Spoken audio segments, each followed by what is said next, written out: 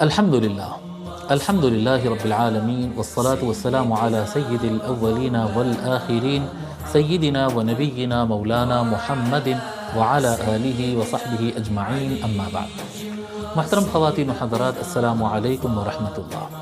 ہے منظر مرور فاطمة سلام اللہ علیہا علی الصراط مع 70,000 جاریۃ من الحور العین۔ سیدہ فاطمہ علیہ السلام کا پل صراط پر سے گزرنا 70,000 حور عین کے ساتھ، بڑی آنکھوں والی حوروں کے ساتھ آپ کا گزرنا جنت کی طرف، اس سے متعلق یہ بیان ہے۔ حدیث نمبر 87 عن ابی ایوب الانصاری رضی اللہ عنہ قال قال رسول اللہ صلی اللہ علیہ وآلہ وسلم اذا كان يوم القیامة نادى مناد من بطنان العرش۔ حضرت ابو ایوب انصاری رضی اللہ تعالیٰ روایت فرماتے ہیں کہ رسول اللہ صلی اللہ علیہ وآلہ وسلم ارشاد فرماتے ہیں، جب قیامت کا دن ہوگا تو عرش کے بیچوں بیچ سے، عرش کی گہرائی میں سے ایک آواز لگانے والا آواز لگائے گا، ندا دینے والا ندا دے گا اور کہے گا، یا اہل الجمع نکسوا رؤوسکم، اے میدان محشر والو، اے مجمع محشر، اپنے گردنوں کو اور اپنے سروں کو جھکا لو، وغضوا ابصارکم، اور اپنی نگاہیں نیچی کر لو، حتی تمر فاطمۃ بنت محمد صلی اللہ علیہ وسلم، تاکہ سیدہ فاطمہ بنت محمد علیہ السلام گزر جائے علی الصراط، پل صراط سے، علی الصراط، فتمر، تو سیدہ فاطمہ گزر جائیں گی، ومعها 70,000 جاریۃ، اور ان کے ساتھ 70,000 باندیاں ہوں گی، ومعها 70,000 جاریۃ، اور ان کے ساتھ ان کے خادمات کے طور پر ان کی خدمت کرنے کے لیے 70,000 خدمت گزار کیا کہتے ہیں باندیاں ان کی ہوں گی۔ وہ کون سی باندیاں ہوں گی؟ من الحور العین کالبرق اللامع، من الحور العین، وہ جنت کی حوروں میں سے ہوں گی، بڑی بڑی آنکھوں والی اور خوبصورت حوریں ہوں گی جو سیدہ فاطمہ علیہ السلام کی باندیاں اور خادمات ہوں گی، ان کے ساتھ وہ گزریں گی۔ اور کیسے گزریں گی؟ کالبرق اللامع، ایک چمکتی ہوئی بجلی کی طرح، یعنی بس آنن فانن، ایک لمحے کا وقت رہے گا، سب اہل محشر گردن جھکائیں گے اور آنن فانن ایک بجلی کی طرح جو ہے بڑی تیز رفتار کے ساتھ وہ قافلہ ان کا اور وہ سواری گزر جائے گی۔ اس کو محب الدین الطبری نے ذخائر العقبہ میں بیان کیا ہے، اور ابو محمد الحسن الجوہری نے اس طرح سے بتایا، بطنان العرش، بطنان العرش جو لفظ آیا ہے حدیث شریف میں، اس کا ترجمہ شیخ الاسلام علامہ طاہر القادری صاحب غالباً عرش کی گہرائیوں سے استعمال کیے ہیں، وہ ترجمہ بھی بالکل ٹھیک ہے، اور علامہ الجوہری نے، ابو محمد الحسن الجوہری جو 4 صدی کے ادیب اور بڑے محدث گزرے ہیں، ان کا ترجمہ ہے کہ جنت کے عرش کے بیچوں بیچ سے، عرش کے بیچ سے آواز آئے گی، تو تقریباً ہم معنی ہی ہے وہ عرش کی گہرائی سے یا عرش کے بیچوں بیچ، ٹھیک ہے۔ حدیث نمبر 88 عن علی علیہ السلام قال، مولا علی علیہ السلام روایت فرماتے ہیں، وہ کہتے ہیں، قال رسول اللہ صلی اللہ علیہ وآلہ وسلم تحشر ابنتی فاطمہ یوم القیامت وعلیہا حلۃ الکرامہ، فرماتے ہیں کہ سیدہ فاطمہ علیہ السلام، میری بیٹی، آقا صلی اللہ علیہ وآلہ وسلم فرماتے ہیں کہ میری بیٹی فاطمہ قیامت کے دن میدان محشر میں اٹھائی جائے گی، جی جب قبور سے سارے لوگ نکلتے ہیں نا، تو جب سیدہ فاطمہ آئیں گی، باہر تشریف لائیں گی، تو ان کے اوپر حلۃ الکرامہ ہوں گی، وہ کرامت والے عزت کے لباس میں ملبوس رہیں گی۔ یہ بات ذہن میں رکھے کہ یہ خصوصیت ہے سیدہ فاطمہ علیہ السلام کی باقی لوگ کے مقابل میں۔ باقی عام مخلوق کیسے مبعوث ہوتے ہیں وہ آپ حضرات جانتے ہیں، سیدہ فاطمہ علیہ السلام جس وقت مبعوث ہوں گے تو وہ عزت والے لباس میں ملبوس ہوں گے، قد عجنت بماء الحیوان، اور وہ ایسا لباس ہوگا جس کو گوندا گیا ہے، جس کو تیار کیا گیا ہے آب حیات سے، وہ آب حیات، ماء الحیوان کہتے ہیں نا، آب حیات سے وہ پانی، وہ لباس تیار کیا گیا، فتنظر الیہ الخلائق فیتعجبون منہا، بس اس کو ساری مخلوقات جب سیدہ فاطمہ اپنے مزار اطہر سے باہر تشریف لائیں گی اور میدان محشر میں تشریف لائیں گی، جو کرامت اور عزت اور آبرو والا جو لباس پہن کر آئیں گے، تو سارے مخلوقات دہشت میں اور تعجب میں اور حیرت کے عالم میں ان کو دیکھیں گے۔ ثم تکسا حلۃ من حلل الجنہ، اور جب میدان محشر میں وہ تشریف لا چکی ہوں گی تو فوراً ان کے لیے جنت کے لباس میں سے، جنت کے بہت سارے جوڑوں میں سے ایک جوڑا، ایک لباس، ایک کیا کہتے ہیں ان کو، سوٹ لا کر جنت کا پہنایا جائے گا، جنت کا لباس ان کو پہنایا جائے گا۔ على ألف حلة من حلل الجنة على ألف حلة أو تشتمل على ألف حلة مكتوب بخط أخضر. فرماتی ہیں وہ ایسا جوڑا لا کر ان کو پہنایا جائے گا. اب اس میں دو ترجمے ہو سکتے ہیں. ایک ترجمہ یہ ہو سکتا ہے کہ 1000 جوڑوں میں سے جنت کے 1000 خاص جوڑوں میں سے ان کو ایک جوڑا لا کر پہنایا جائے گا. یہ بھی ترجمہ ہو سکتا ہے. یا یہ بھی ترجمہ ہو سکتا ہے کہ ان کو ایک جوڑا جنتی ایسا لا کر پہنایا جائے گا جس کا ہر کونا جو ہے جس کے اوپر یعنی اس میں جنت کے ہزار چادروں کو استعمال کیا گیا. آپ دیکھتے ہیں جتنے یعنی معزز لوگ، مکرم لوگ، بادشاہ لوگ اور اونچے گھرانے کے ہوتے ہیں اتنا زیادہ ان کے لباس میں ایکسٹرا ہوتا ہے. شال یوز کرتے ہیں، عمامہ یوز کرتے ہیں، عمامے کے ساتھ اور ایک شال یوز کرتے ہیں،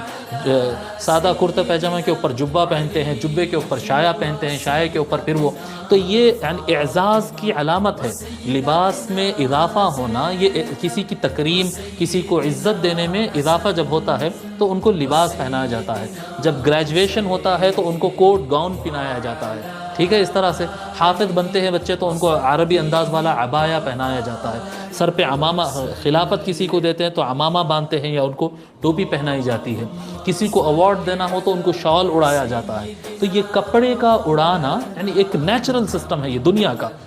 ہندو مسلم کا کوئی مسئلہ نہیں ہے اس کے اندر. سارے کے سارے انسان ان کے پاس یہ رہتا ہے کہ کسی کو اعزاز دینا ہے تو اس کو کپڑا اڑایا جاتا ہے. کپڑا اڑانا کسی کو عزت دینا ہوتا ہے.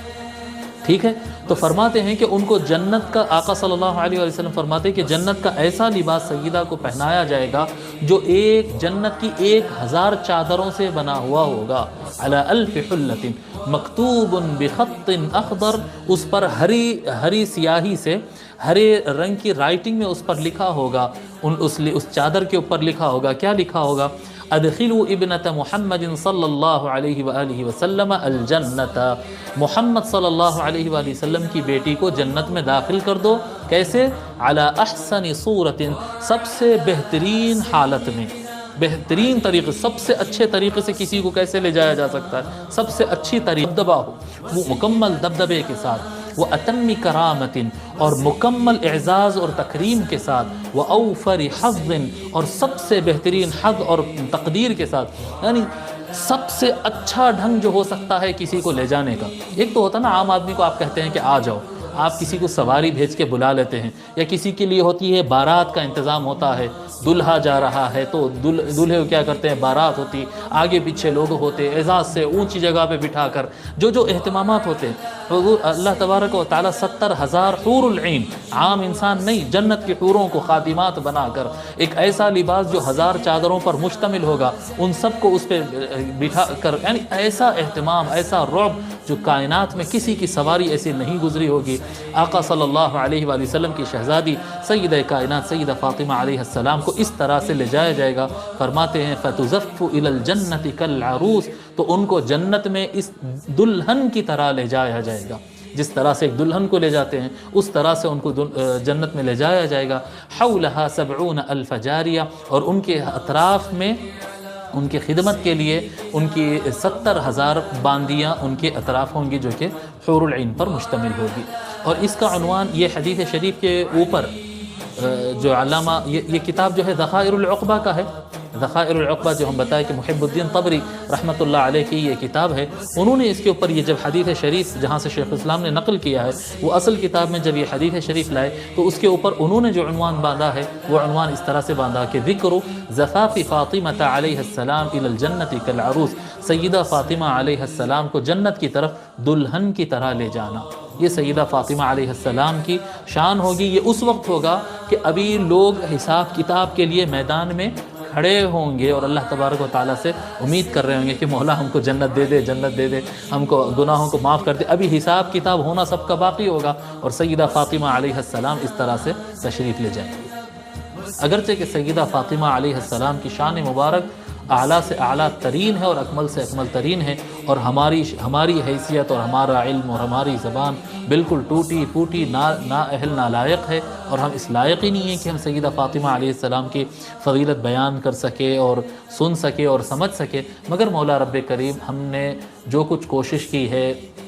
مولا رب کریم نہ ہم کیا کہتے ہیں دعوی اخلاص کرتے ہیں، نہ دعوی اخلاص کرتے ہیں، نہ دعوی حسن عمل کرتے ہیں، ہمارا اخلاص بھی ٹوٹا پھوٹا، ہمارا عمل بھی ٹوٹا پھوٹا، لیکن جن کا نام لے رہے ہیں وہ کامل اور اکمل ہے۔ سیدہ فاطمہ کامل و اکمل ہے، علی، امام حسن و حسین اور ان سب کے آقا رسول اللہ صلی اللہ علیہ وسلم کامل ترین ہیں۔ ہم اللہ تبارک و تعالیٰ سے دعا کرتے ہیں کہ مولا رب قدیر جن کا ہم نام لے رہے تھے ان کے صدقے میں یہ ہماری محنت کو قبول فرما لے، ان کی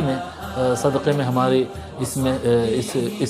چھوٹی سی کاوش کو قبول فرما لے، اور مولا رب کریم ان کے صدقے میں انہی کی محبتیں ہمارے دلوں میں بسا دے، اور ہمارے قلوب کو ان کے کیا کہتے ہیں ان کی محبت سے مولا منور فرما دے، اور اس محبت کے صدقے میں ہمارے ایمان کو کامل فرما دے، اور دنیا میں بھی ہمارا نام ان کے عاشقوں میں ہو جائے، اور قیامت کے دن بھی ہمارا حشر ان کے سائے میں ہو جائے، اور جنت میں بھی مقام ان کے قدموں میں مل جائے۔ اور ہمیں جو بیمار ہیں مولا ان کی شفا عطا فرما، جو پریشان ہیں ان کو سیدہ فاطمہ کی صدقے میں ان کی پریشانی کو دور فرما، مولا جو محنت کر رہے ہیں ان کو محنتوں میں کامیابی عطا فرما، جو تنگی سے گزر رہے ہیں مولا ان کی تنگی کو دور فرما کر ان کو وسعت عطا فرما، مولا جو پریشان ہیں ان کی پریشانیوں کو دور فرما، مولا رب کریم جن کے رشتے نہیں ہو رہے ہیں مولا ان کو اچھے اور برکت والے رشتے عطا فرما، مولا جو پریشان حال ہے جن کے گھروں میں تنگیاں ہیں اس میں وسعت عطا فرما، مولا رب کریم ذہنی سکون عطا فرما، قلب میں اطمینان عطا فرما، جسم کو صحت عطا فرما، مال میں وسعت، مال رزق اور مکان میں وسعت عطا فرما، اولاد کو صلاحیت نصیب فرما، خاندانوں کو درست فرما، اور امت محمدیہ صلی اللہ علیہ وآلہ وسلم پر سیدہ فاطمہ کے صدقے و طفیل اور پنجتن پاک کے صدقے و طفیل امت پہ کرم فرما، امت بڑی مشکل حال سے گزر رہی، امت پر کرم فرما، امت پر کرم فرما، اور ہم کو ہدایت پر مضبوطی سے جمے رہنے کی توفیق عطا فرما۔ وصلی اللہ تعالی وسلم علی خیر خلقہ سیدنا محمد وعلی آلہ وصحبہ اجمعین والحمد للہ رب العالمین۔ کتاب کی تکمیل پر آپ حضرات سبھی حضرات کو مبارک۔ السلام علیکم ورحمۃ اللہ۔ وسیدنا حسن وسیدنا حسین وعلی آلہ وصحبہ وبارک وسلم۔